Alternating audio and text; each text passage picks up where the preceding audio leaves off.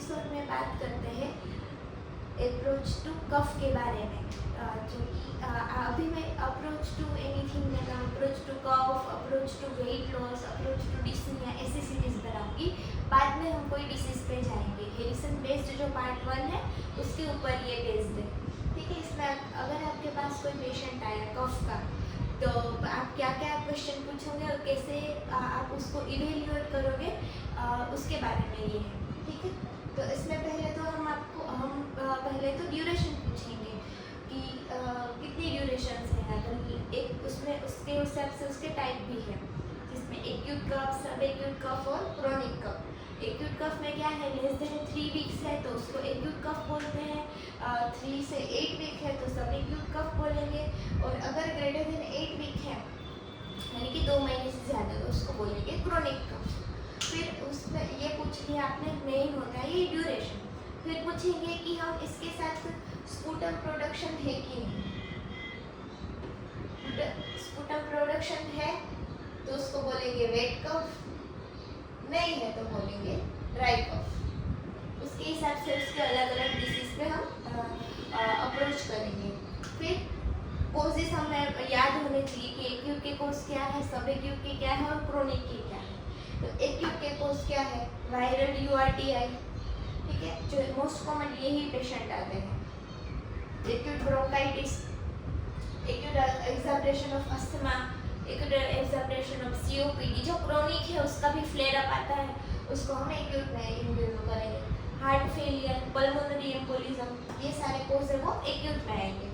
फिर इसमें red flag क्या होता है, अगर हिमोप्टेसिस हो, ब्रेथलेसनेस हो, फीवर हो, चेस्ट पेन हो, तो ये सारे हैं वो इसके रेड फ्लैग साइन है।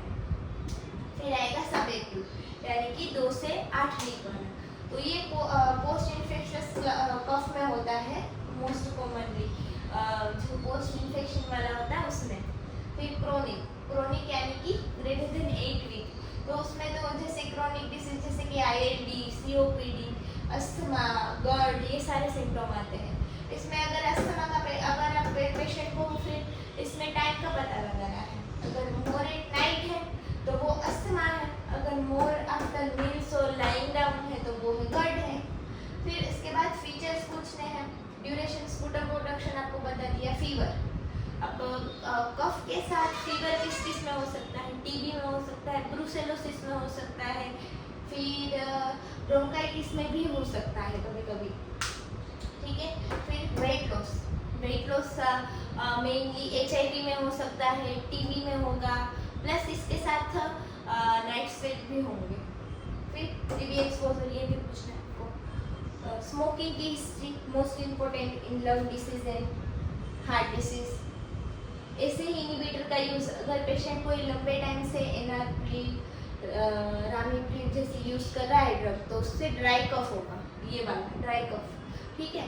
और क्योंकि उसमें जो पाथवे है उसके हिसाब से इसमें ड्राई कफ प्रोड्यूस होगा, ठीक है। एग्जामिनेशन में क्या करें, और विजिंग भी प्रेजेंट हो सकती है। फिर एग्जामिनेशन में हमें देखेंगे पेलर है पेशेंट, फिर इक्ट्रस देखेंगे, लिम्फेडेनोपैथी, वो मोस्ट इम्पोर्टेंट है इसमें देखना, क्योंकि उससे बाकी सारे डिसीज जुड़े हुए हैं।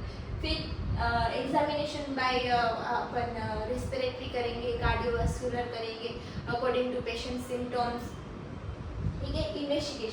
इन्वेस्टिगेशन पर्टिकुलर जो डिसीज है उसके बारे अलग अलग है, जैसे कि ब्रोंकाइटिस है, एम्फाइसेमा है तो सीओपीडी होगा तो उसमें हम पीएफटी करवाएंगे, पल्मोनरी फंक्शन टेस्ट। फिर अगर टीबी होगा तो उसमें सीबी नाट करवाएंगे, एफपी करवाएंगे, ठीक है। फिर आगे आईएलडी होगा तो एक्सरे से नहीं, उसमें एचआरसीटी भी करवाना पड़ेगा, सीटी स्कैन ऑफ थोरेक्स, इस हिसाब से अप्रोच करेंगे। फिर इन्वेस्टिगेशन के बाद ट्रीटमेंट। अब ट्रीटमेंट में आप उसकी अलग, उसमें ब्रोंकोडायलेटर देना है तो इसके हिसाब से उसकी अलग अलग जो कफ सिरप आती है वो देनी है, ड्राई कफ और वेट कफ की, जिसमें वेट कफ के लिए मोस्ट कॉमन यूज होती है एम्ब्रोक्सोल, और ड्राई कफ के लिए होती है डेक्स्ट्रोमिथाफेन, DMR, ठीक है। और फिर ब्रोंकोडायलेटर्स देते हैं, फिर उसमें डेरिफाइलिन, इटोफाइलिन, फिर अगर बहुत ज़्यादा डिस्निया है तो उसमें हम डायरेक्ट मल्टी ड्रग इन्हेलर आता है जिसको कॉमन लैंग्वेज में पंप कहते हैं, वो भी हम दे सकते हैं अकॉर्डिंग टू पेशेंट कंडीशन।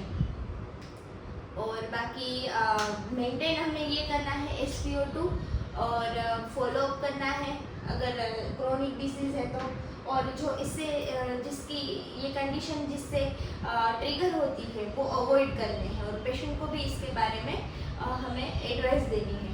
तो ये था approach to cough in short. तो ऐसे ही वीडियोस देखने के लिए मेरे चैनल को लाइक करें, शेयर करें, सब्सक्राइब करें। Thank you for watching.